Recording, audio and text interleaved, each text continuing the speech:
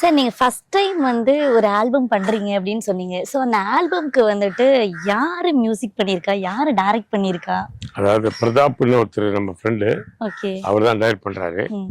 Karunakaran music பண்ணியிருக்காரு. Okay sir. Narayanan பாடியிருக்காரு. ஓ. 2 சாங் ரொம்ப ரொம்ப அற்புதமா இருக்குது. அதாவது நெஞ்சை தொடுகிற மாதிரி இருக்குது. நிச்சயமா இது வந்து ஒரு பெரிய அருள் தான் நமக்கு. இது வந்து இயேசு கிறிஸ்து வந்து நம்ம மகிமைப்படுத்துற மாதிரியான ஆல்பம் இது. அது ஒரு பெரிய gift நமக்கு. ஏன்னா அதுக்கெல்லாம் சந்தர்ப்பம் கிடைச்சதுக்கு பிரதாப்புக்கு நம்ம தேங்க்ஸ் சொல்லிக்கிறேன். ஆல்ரெடி அந்த ஆல்பம் வந்து கேட்டிருக்கீங்களா சார்? பாட்டு கேட்டிருக்கேன். 2 பாட்டு ரொம்ப அற்புதமா பண்ணியிருக்காங்க. ஓகே. ஒரே முறை என்னை தொடுங்கள் இயேசுவின் ஒரு பாட்டு ஒன்று இருக்கு.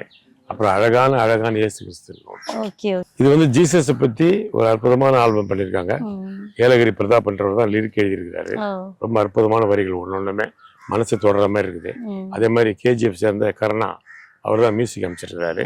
நாராயணன் பாடியிருக்காரு. 2 சாங் ரொம்ப அற்புதமா இருக்குது. அதாவது நெஞ்சை தொடுகிற மாதிரி இருக்குது. நிச்சயமா இது வந்து ஒரு பெரிய அருள் தான் நமக்கு இந்த பாட்டு பண்றது. சார் உங்களை பத்தின ஒரு விஷயம் ஒண்ணு கேள்விப்பட்டேன் சார். சொல்லுங்க. உங்களுக்கும் எம்ஜிஆர் சாருக்கும் உள்ள ஒரு பந்தம். அது வந்து எப்படின்னா விஎன் ஜானகி வந்து எங்க அப்பாவோட சொந்த அக்கா பொண்ணு. விஎன் ஜானகி வந்து சினிமாவில் நடிக்கணும்னு ஆசைப்பட்டு அவங்களுக்கு சான்ஸ் கிடைக்கல. எங்கள் அப்பா பாம்பேலேருந்து ரிசைன் பண்ணிட்டு வந்து அந்த மாதிரி கூப்பிட்டு போய் நடனம் சொல்லி கொடுத்து நடிப்பு சொல்லி கொடுத்து நடிகையாக்குனது எங்கள் அப்பா தான். அப்புறம் அவங்க சூப்பர் ஸ்டார் ஆகிட்டாங்க. அப்போ தான் எம்ஜிஆர் வந்து அப்கமிங் ஆர்டிஸ்டாக வராரு. அவர் கல்யாணம் பண்ண ஆசையும் எங்கள் அப்பா சம்மதிக்கல. கேஸ் போட்டு எங்கள் அப்பா ஜெயிச்சிட்டார் கேஸ். எம்ஜிஆர் அரசியல்லையும் சினிமாவில் எங்கேயுமே தோத்தது கிடையாது. எங்கள் அப்பா கிட்ட மட்டும் தான் தோத்தார், வேற எங்கேயுமே தோக்கல. அதனால என்னாச்சு, அவங்களுக்கு ஒரு 62 வரைக்கும் 1962 அவங்களுக்கு கணவன் மனைவி அங்கீகாரமே கொடுக்கல விஎன் ஜானிக்கு.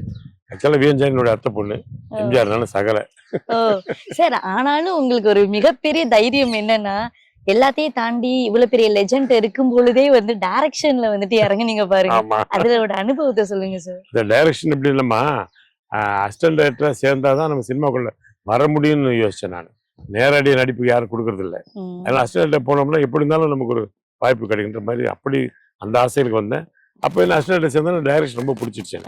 அதில் ஃபுல்லா டைரக்ஷன் இறங்கிட்டேன். இது கூட பண்றாரு ஏலகிரி பிரதாப், அவரும் டைரக்ஷன் தானே பண்றாரு. ஆமா, சாங் அவர் எழுதியிருக்காரு, அற்புதமா எழுதியிருக்காரு. லிரிக்ஸ் தான் கர்நாடக மியூசிக் அமைச்சர் நாராயண் பாடு. ரொம்ப அற்புதமான ஒரு album. Thank you so much sir. இவ்வளவு நேரம் ஸ்பெண்ட் பண்ணி எங்க சேனலுக்கு இன்டர்வியூ பண்ணதுக்கு தேங்க்யூ சோ மச். தேங்க்யூ வாழ்த்துக்கள்.